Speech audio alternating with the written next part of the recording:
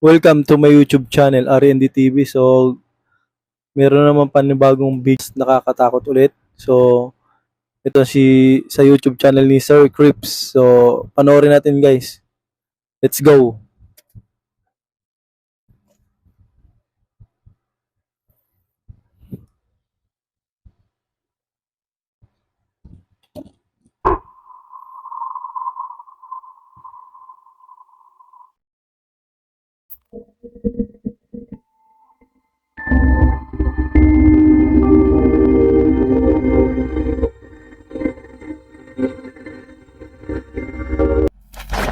The back room. Ang urban explorer na si Chris, na may-ari ng YouTube channel na Urbexil, ay bumisita sa isang abandonadong gusali sa US na minarapat niya na hindi napangalanan. At matapos nga niyang mag-setup ng night vision camera sa isang bahagi ng gusali, ay nagsimula na agad siyang maglibot. Somebody's old t-shirt.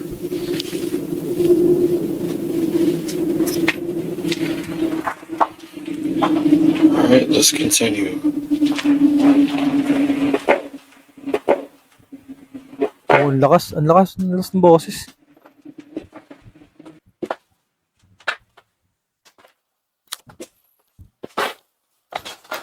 Naman, may boses na naman.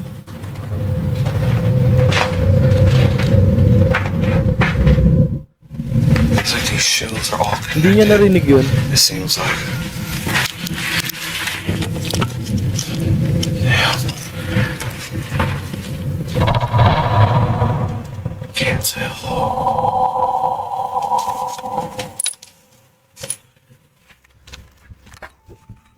Nai-record ng camera ni Chris ang mistulang mga boses sa kanyang paligid. At sa bahaging ito naman, nang ilusot ni Chris ang camera sa loob ng isang butas, nahagip nito ang isang itim na imahe. Pero malabo, pero may itim mo na papunta sa loob.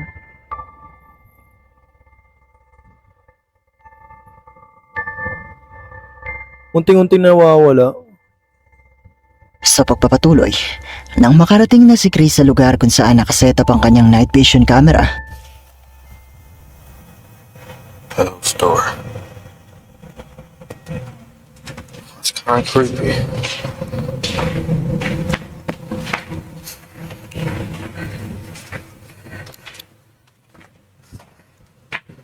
Hindi ko alam kung tama yung narinig ko. Parang may nagtutroso. Still gotta go down there too.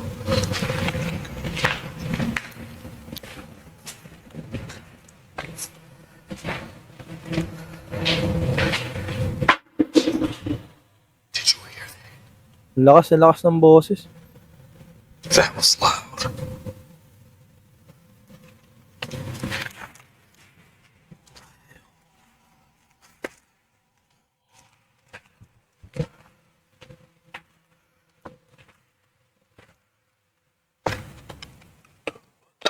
What was that noise? nakarinig si Chris ng isang malakas na tunog sa isang bahagi ng gusali. Sinubukan niya itong silipin at naramdaman niya na mistulang may kung ano sa kanyang likuran. Pero nang lingunin niya ito, wala namang kahit ano na naroon. Maya-maya pa ay nakaramdam na si Chris ng pagkahilo at nagsuka. Kaya naman dito na niya naisipang tapusin ang paglilibot. At nang i-review na niya ang kuha ng kanyang night vision camera, ay nagulat siya sa kanyang nakita.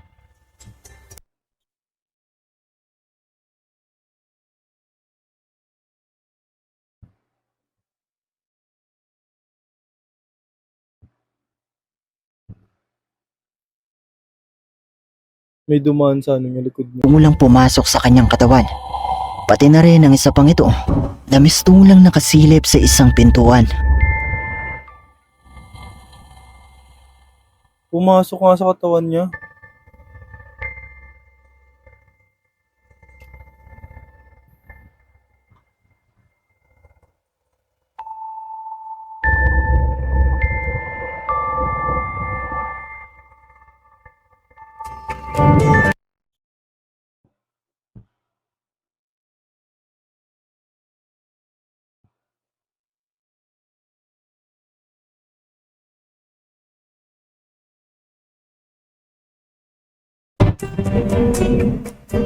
Nung mga oras naman na nahilo at nagsuka si Chris, nakuha na naman ng kanyang night vision camera ang isang puting imahe na lumitaw malapit sa kanya.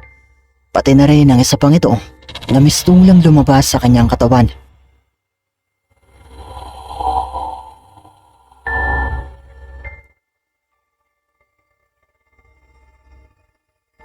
Malabo lang pagkakuha pero kitang-kita yung galaw eh, oh.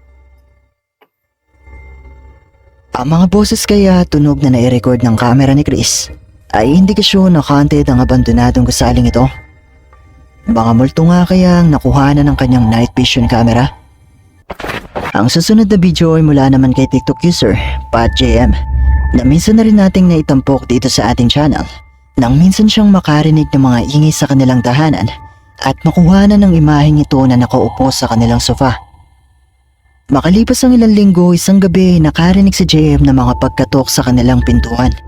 At dahil naramdaman niya na may kakaibang mangyayari, ay naisipan niya itong kuhanan.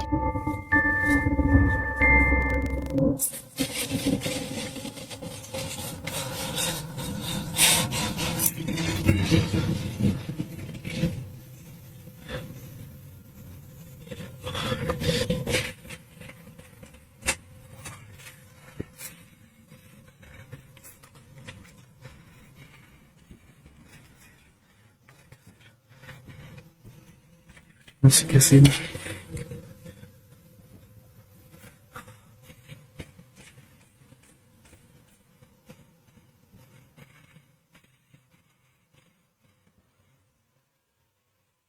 Sobrang lakas ng pagkatok, oh.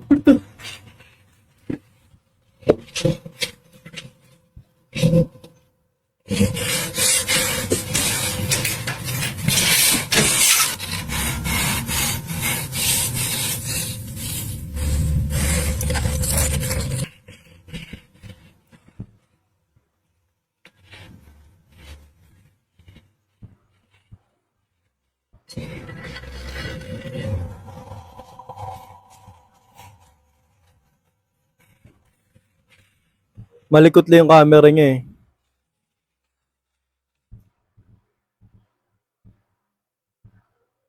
Nabuksan na. So, ibig sabihin nakapasok na yun. Nai-record ng camera ni JM ang mga pagkatok at nakita niya na bumukas ang kanilang pintuan. Naglakas loob siya na lumabas at silipin kung may taong naroon, pero wala naman siyang nakita na kahit sino. At sa muli niyang pagpasok sa kanilang tahanan, nakuhanan niya sa bahaging ito ang mistulang isang tao na sumilip sa kanya at agad ding Bigla nagtago. sumilip eh.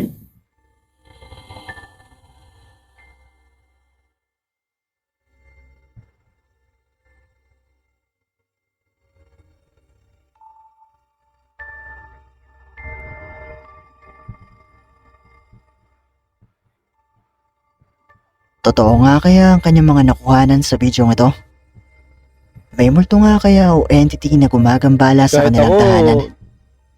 Ito nga mapapano kaya ko ang dyan eh, nakuhanan niya na mapapatakbo talaga, sumilip sa mapapano. bahaging ito? taas yung balayibo ko dyan eh. O isa lang din itong TikTok Sisilipan ka sa ARG? harapan mo. Tapos ikaw lang mag-isa sa loob ng bahay nyo. Sa TikTok user Jen Berari na nakabili ng isang malaking property sa US ay naniniwala na ito ay haunted at matagal na siyang nagbabahagi ng mga video sa kanyang TikTok account na mga pagpaparamdam na nakukuhanan niya, pati na rin ng mga nakapangingilabot na aparisyon. Sa nakaraang video ni Jen sa kanyang pagbalik sa kanilang tahanan, nakuhanan niya sa bahaging ito ang pagdaan ng isang itim na figura na mistulang isang tao. Sa panibagong video ni Jen, nagpakita naman siya ng isang footage na kuha sa kanilang CCTV.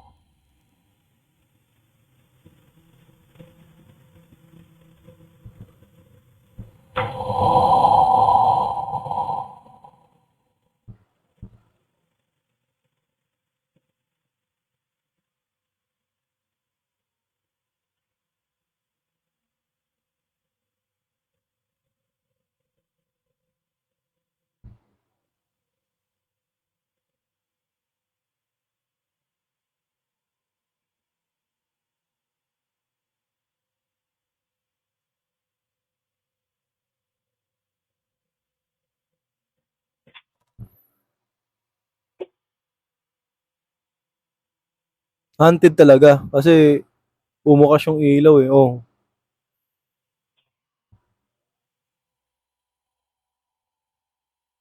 Makikita sa Oh, patay footage sindi. na ito ang alaga nilang pusa na lumapit sa kanilang closet. At makikita ang bigla na lang Hindi mo pagbukas naman ng may pintuan tutulak nito. ng ano. Pumasok ang pusa sa loob ng Kung nasa closet loob ka. at nagumpisang magpatay-sindi ang mga ilaw. Bigla naman bumukas ang isa pang pintuan ng closet at maririnig ang isang boses na nagpalabas sa kanilang pusa. Pero di pa siya nagtatapos. Dahil nung gabing ito ay nakarinig naman si Jen ng mga pagkatok sa kanilang pintuan at kagaya ng palagi niyang ginagawa ay sinubukan niya itong kuhanan. Start knocking at this window.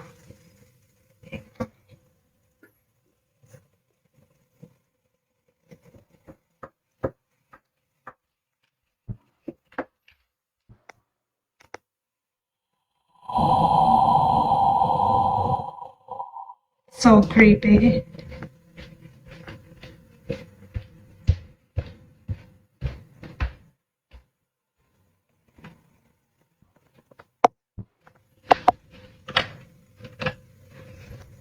Oh?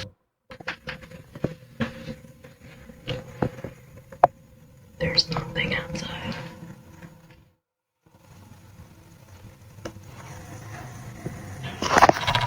Yeah. There's nobody outside.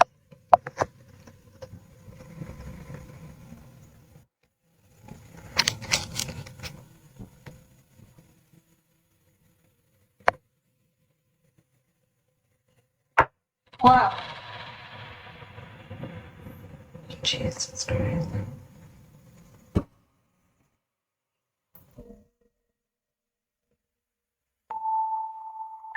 Maririnig sa bidyong ito ang mga pagkatok sa kanilang pintuan pero makikita naman na walang tao na naroon.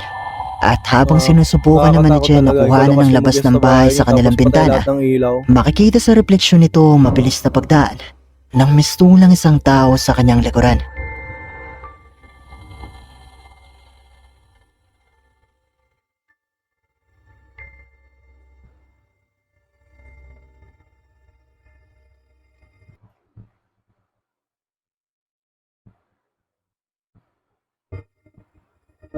Oo nga no. Totoo nga kaya mga nakuhanan ni TikTok user Jen Berari? Dumaan sa likod niya. Posible nga kaya na haunted ang nabili niyang property? Isa nga kayang multo ang nakuhanan niya sa bahaging ito? Naglakad Kung hindi talaga naman eh, ito no? multo, ano sa tingin niyo ang isang ito? Oo, naglakad nga. Wait, napansin ko na 80% sa mga viewers ay hindi pa nakasubscribe dito sa ating channel. Kaya naman kung ikaw ay isa sa 80% na ito, iniimbitahan kita na i-hit ang subscribe button at ang notification bell dahil marami pong mga nakakatakot na videos ang paparating. May isang babaeng TikTok user na nagbahagi ng mga kakaibang video sa kanyang TikTok account. Matapos yung makuhanan ng mistulang mga tao na kumikilos sa loob ng kanilang tindahan sa mga oras na dapat ay wala ng tao sa loob nito.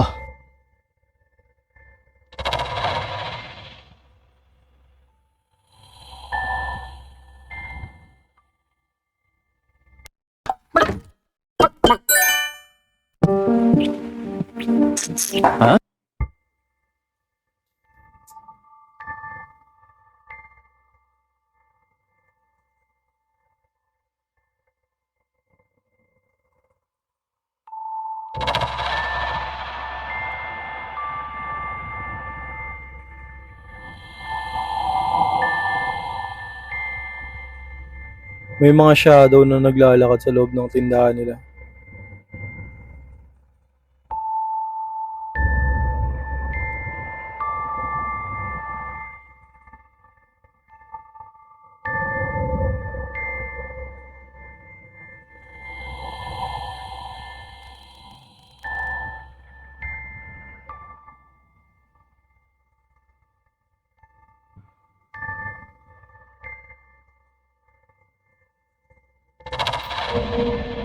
Makikita sa bidyong ito ang hindi lang isa, kundi ang maraming tao na kumikilos sa loob ng tindahan. Na ayon nga sa uploader ng video, ay dapat ay sarado na at wala ng tao.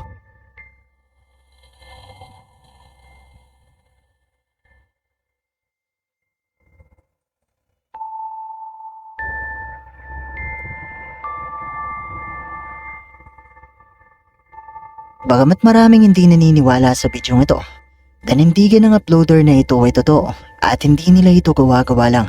At sa katunayan nga ay tumatawag na tiyuman na sila ng pare para ipabless ang kanilang tindahan. Pero katulad pa rin ang palagi kong sinasabi, nasa inyo pa rin kung maniniwala ba kayo o hindi.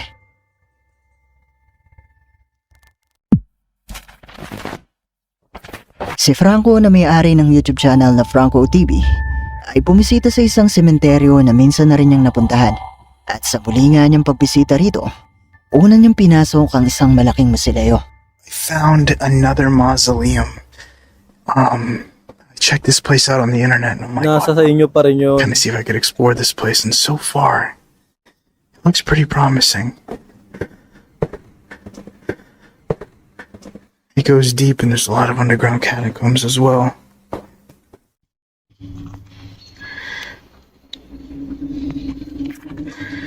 Oh, Grabe, I'm sure I sobrang laki ng forgot. sementeryo sa kanila. Never mind. These things are so old. They used to be folded like that, straight. But over time, they just expanded. A lot of necklaces here. I wonder if they just picked them.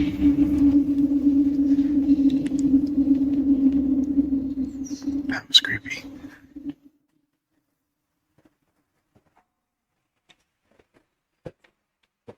What was that?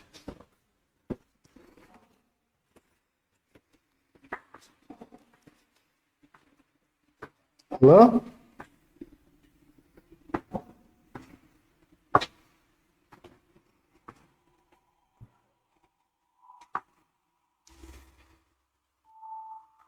Sa umpisa pa lang na i-record na ng camera ni Franco ang iba't ibang mga tunog mula sa kanyang paligid na mukhang hindi niya naririnig ng mga oras na ito. Kaya naman nagpatuloy lang si Franco sa kanyang paglilibot hanggang sa makarating siya sa lugar na ito kung saan sinubukan niyang makipag-usap sa mga di humanay kaluluwa na posibleng nasa paligid lang. Can you give me a sign that you're here? Just talk to me. Give me some sort of example. Are you looking for a way out of here? Are you sad about what happened? I am getting some spikes. There goes another temperature read. I'm gonna step away from it. I want you to come close to me now. Are you upset what happened to this place? Are you even lost?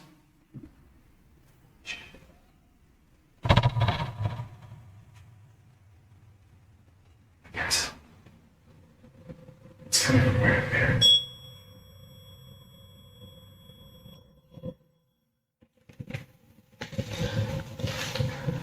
Something just moved over here. Ang lakas ah. Malakas ng boses na yun. Hello? I just got a spike. As I'm walking, I'm now getting spikes.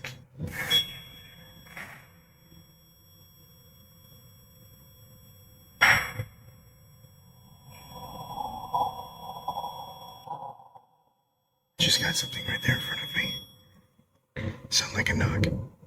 Can you do it again?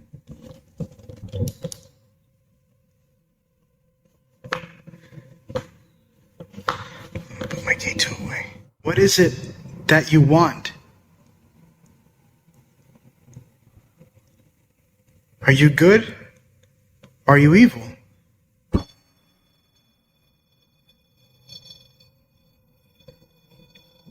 I sound like it went off on evil. So you're evil.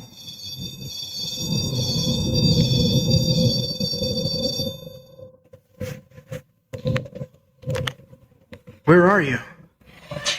Tumunog yung ano niya. They should have just did it again. They just did it again right over here. Alright, so I'm gonna show you guys this right now. Look. That was fast. Fuck. I'm even gonna walk through it. I have what looks like two entities up here. Are you following me?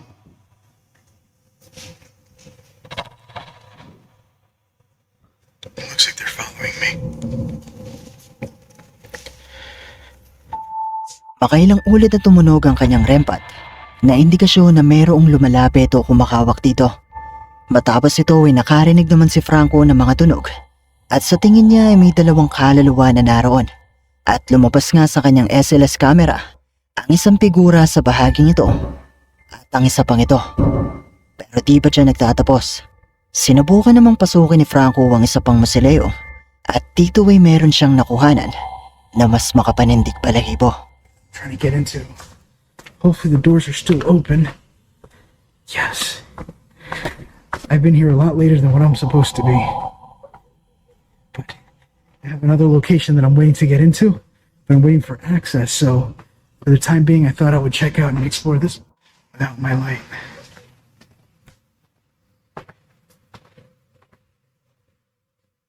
I can hear Masita. I just got whispering. But I hear a lot of mosquitoes.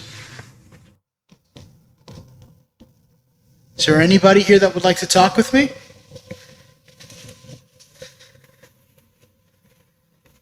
In front of you. What's in front of me? Or who's in front of me? Pray. Could I ask you a question? Could you tell me your name? Could you give me some sort of sign? Nasa harapan Bago niya. pa man siya makapasok sa loob, maririnig na ang isang boses na nai-record ng kanyang kamera. At habang siya ay nasa loob ng musileo, binanggit naman ng kanyang app ang mga salitang In front of you. Pray. at sa bahaging ito, makikita ang isang puting imahe na mistulang isang ulo na sumhilip sa kanya.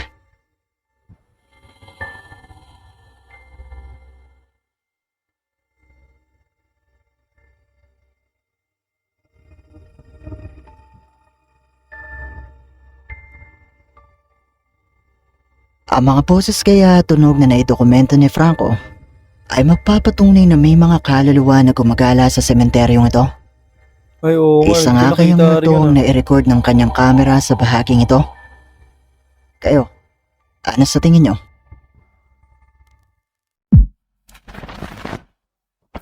Ang Russian Ghost Hunter na may pangalang Nerve, kasama ang isa sa kanyang mga kaibigan, ay bumisita sa isang abandonadong bahay na sinasabing napaka-haunted.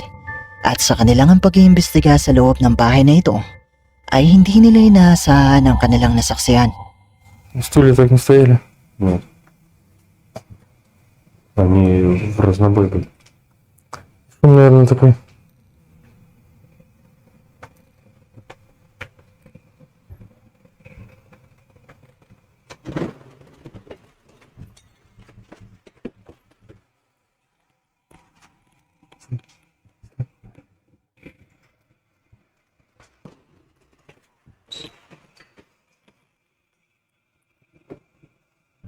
Надо уходить, блин.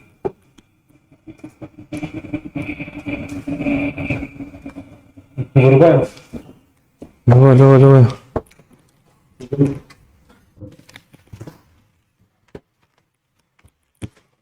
Grabe, sobrang lakas.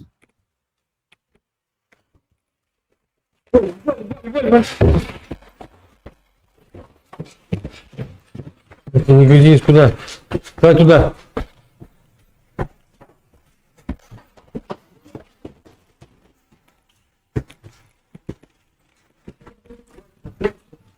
Sa isang bahagi ng bahay ay nakita nila ang mga upuan na ito na magkakaharap, na maya-maya pa ay bigla na lang nagsitalsikan.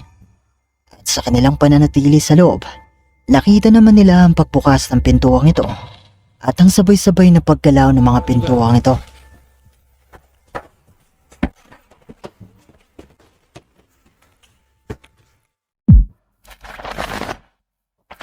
Ang huli nating bonus clip ay ipinadala naman sa atin ng isa sa ating mga viewers na si Jason Park. At ang video ito ay kuha ng isang Indonesian ghost hunter sa isang luma at abandonadong ospital. Suara.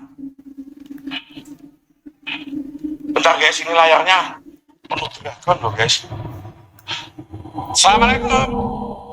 Buat kalian semuanya. Sa maikling video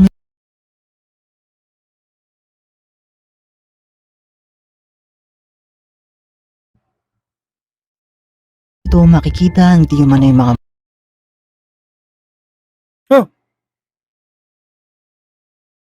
multo na nagsasagawa ng isang misa. Sa pangunguna ng isang Makita ito, niyo yun. the mist May mga nakaupo sa harapan niya. Ayun o. Ilan yan? Apat. lang isang madre. Sa 2, 3, 4.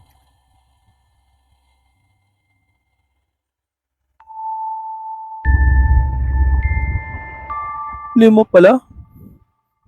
Ay, may itim na figuro. Yun pala yun. At dito na nagtatapos ang ating video. Kung nagustuhan mo ang video ito, sana ay mag-iwan ka ng like at ng iyong komento. At kung hindi ka pa nakasubscribe sa channel na ito, ay mag-subscribe ka na at i-hit mo na rin ang notification bell.